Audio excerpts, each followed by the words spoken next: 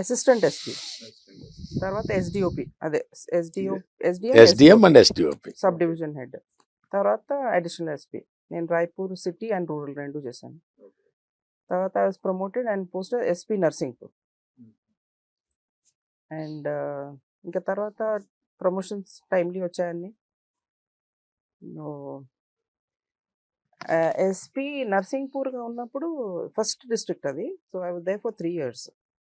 అది అన్ని రకాల అవి ఉంటాయి అక్కడ. క్రైమ్ ఉంటుంది, కమ్యూనల్ టెన్షన్ ఉంటుంది, తర్వాత బార్డరింగ్ చాలా డిస్ట్రిక్ట్స్ ఉంటాయి కాబట్టి ఇంటర్ డిస్ట్రిక్ట్ క్రైమ్స్ చాలా అవుతుంటాయి.